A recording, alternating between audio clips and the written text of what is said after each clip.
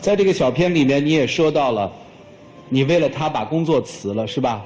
为什么为他辞工作？他其实以前啊，真的非常需要人照顾的啊哈。他看见谁都战战兢兢的，好像很害怕的样子，身体还不好。我就想一直在好好的照顾他，让他调理过来。怎么了，姑娘？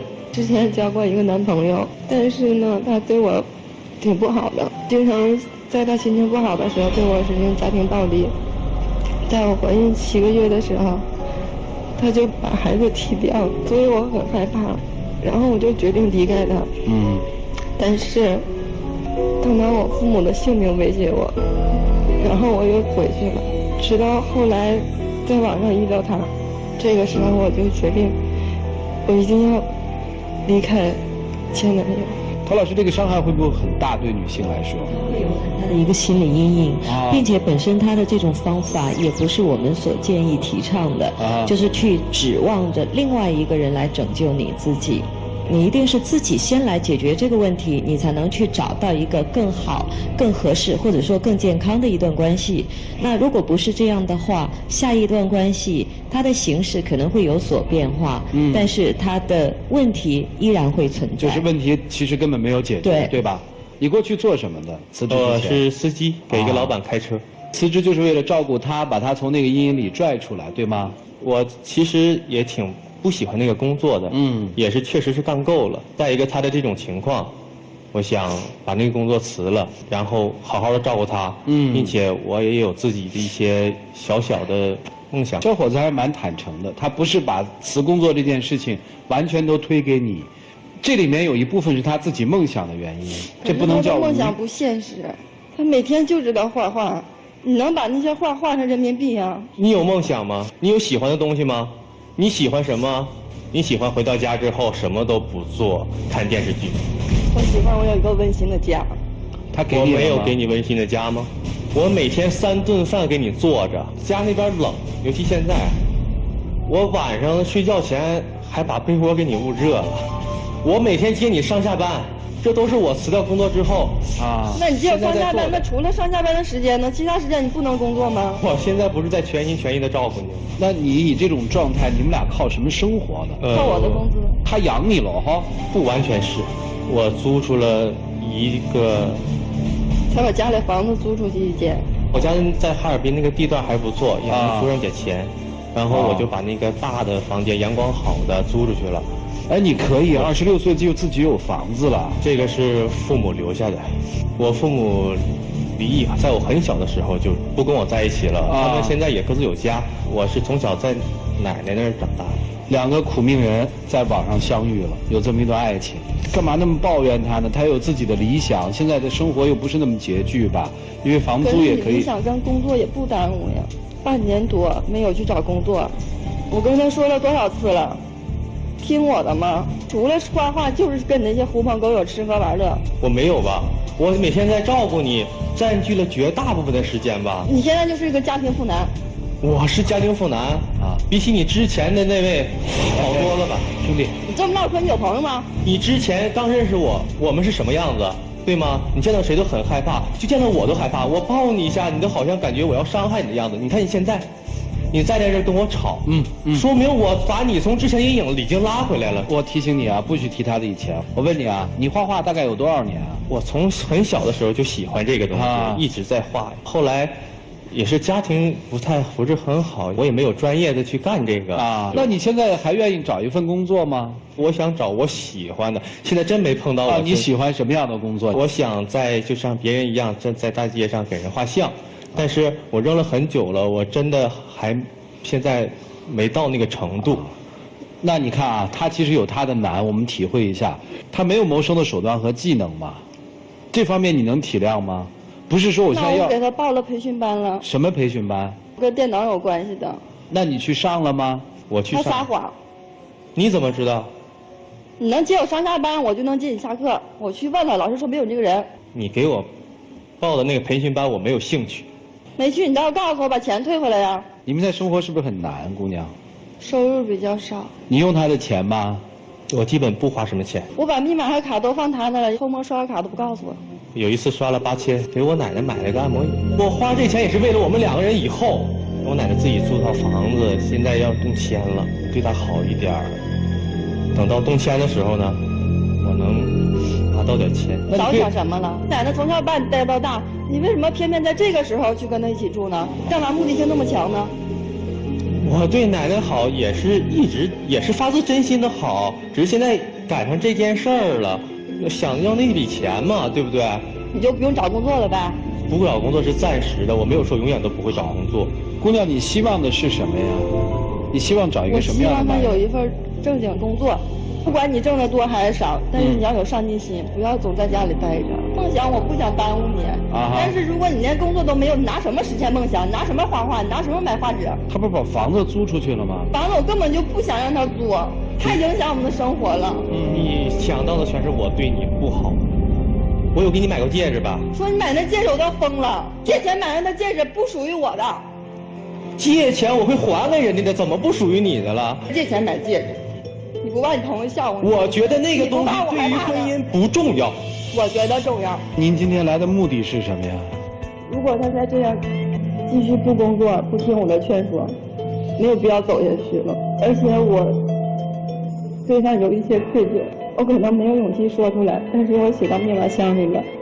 你今天来的目的是什么呀？我不想和他分手，我是真心喜欢他。那他提的要求很简单啊，找一份工作 OK 了。你知道做一件自己不喜欢的事儿是一件很痛苦的事儿，你得生活呀。我不会一直这样下去。我想，我现在把我的画，我先在家再钻研一段时间。如果我觉得自己在这方面真的不行，这段时间有多长？1年。我还有多少个1年呢？我都快30的人了。1年的时间能给吗？不给。在心里面，你爱这个男人吗？你还是爱他的是吧？好吧，接下来的时间还是让我们的老师们跟你们聊一聊，一起进入丘比特分线。男生是极端理想主义者，女生是极端现实主义者，但他们俩在一起的开始毫不令人意外，在男生心目中就好像是一个翩翩公子搭救了一个落难小姐，而这个女生就觉得是在一片灰暗中见到了一个能拯救她于水火的人。但是生活它永远是在变着的，人的心也会根据生活每一阶段的不同，心境、心态、要求都会不同。男生因为他是一个理想主义者，所以他站在原地根本就没有动，但是女生她在渐渐走出来了，而且可能恰恰是因为她过往的经历，让她对现实的要求比一般的人会更高。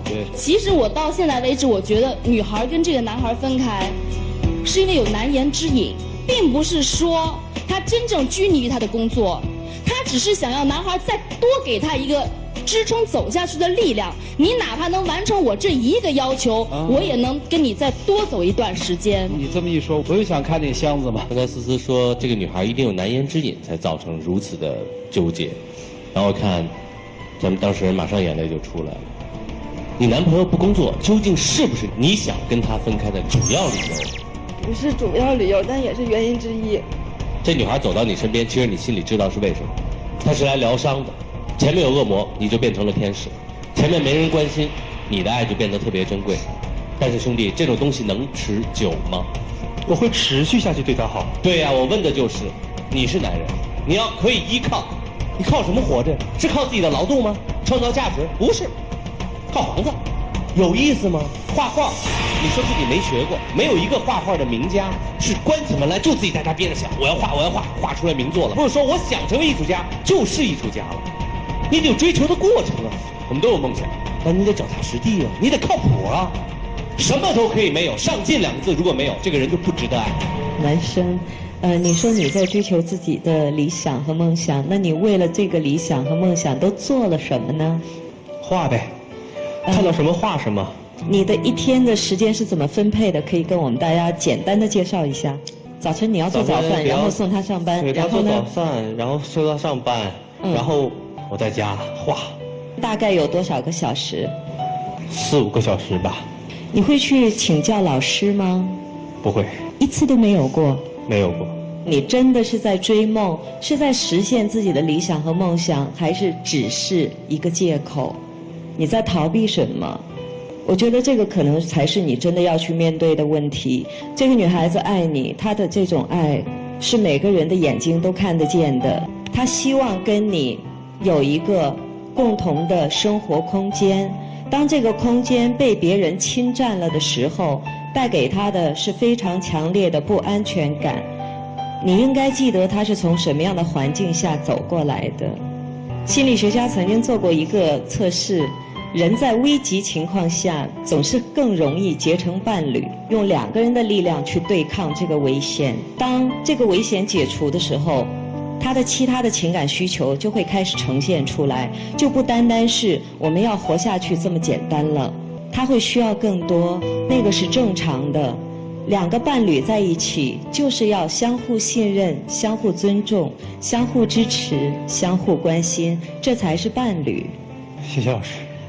一个女生出生在一个重男轻女的家庭，遭到父母的嫌弃，没有温暖，她喜欢上了一个杀人犯。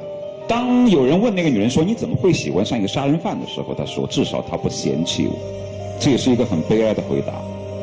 你们之间的爱情大概也是建立在这样的基础之上，那就是至少他不打我。你们之间最初的结合可能就建立在这句话上。但是爱情不是一场拯救，如果最开始道义上的拯救成功了，彼此之间能够从这个拯救当中获得满足了，再向爱情发展的时候，他就过不去了，因为爱情不是拯救。我相信你应该是喜欢他的，但应该谈不上爱。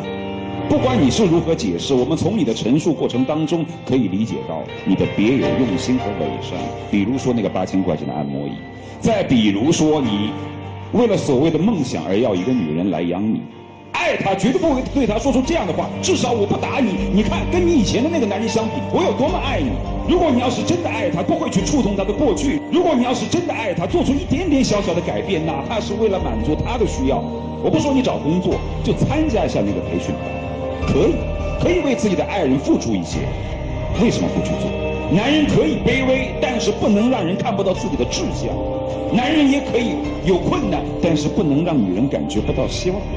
所以我想说的是，重复那句话，爱情不是拯救，爱不拯救也不被拯救，爱只是爱。我看这事儿，其实咱就把它回归到生活最简单的就行了。如果你一个人的话，你没有女朋友，不准备成家，你可以维持你自己的所有状态。当你碰到了你爱的人的时候，要为那个爱的人去做调整。调整的目的是为了什么？是为了让那个爱可以继续延续下去。接下来时间是给你们的，我们一起进入黄金六。谢谢你们之前的爱，谢谢你们关心照顾，在我最需要你的时候你出现了，在我慢慢好起来的时候，也是一点一点陪我走过来。可是这个秘密就是心里的一个坎儿。你知道吗？我很爱你，我很想照顾你。我们在一起的时候，我对你的照顾可以说是无微不至的。我真的很喜欢你，我希望你还能给我一个机会。我不管那个箱子里面装的是什么，好，我甚至现在不想知道。好，时间到，请亮灯。有一个小心愿分享一下。他说了，他不管箱子里面是什么，他说我还希望见到你。如果有可能的话，我还真的希望你能出来，好吗？我其实大概感觉到了这个女孩的秘密是什么。我知道你把这个秘密说出来，你是想要一个彻底的了结。很显然，这个女生的很多情绪是因秘密而来的。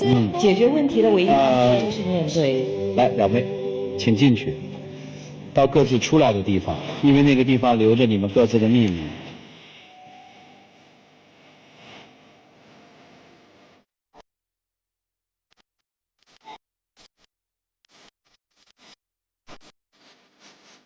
来，请关门。来，各位，请拿起手里的表决器。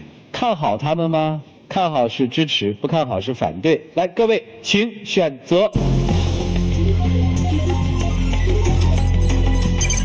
有68.75%的现场观众觉得不在一起的可能性会非常大。接下来我们来问一问现场的观众朋友对这个问题究竟是怎么看的。来。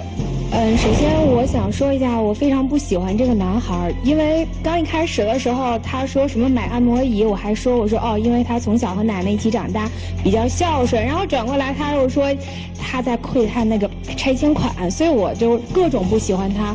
但是呢，就是说，我觉得他们俩的结合就像是命中注定的那种，各种的因素促使他们在一起。希望这个男孩真正的能够为这个女孩去，老老实实、勤勤恳恳的去找一份工作，去爱护她，然后去共同的努力。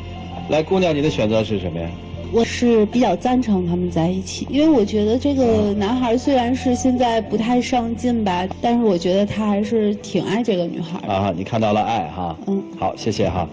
我听那观众席里有人说气死了，来说说你为什么而生气吧。到最后60秒的时候，这个男的还一再强调我对你有多么多么的好，我对你付出了有多少多少，他完全都不在乎这个女生，然后还有他过去的感受。就是说他当时说给我1年的时间，我是觉得他完全在为他的懒惰在找借口，他完全就是不想出去工作。所以我觉得这种男生早分了算了。我其实挺相信，如果一个人在家里面能每天坚持4、5个小时的，临摹的话，听他鬼扯了。好吧，姑娘，我们彼此保持自己的观点，但是我特别喜欢他把他的观点跟大家分享。我们再次用掌声感谢他。接下来就让我们用数数的方式来推开这扇门，一起来数5个数：5、4、3、2、1，请开门。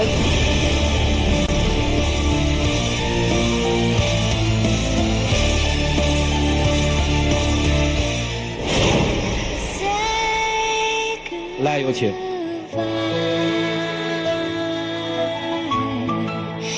我不关注他的秘密是什么，至少这个秘密你接受了。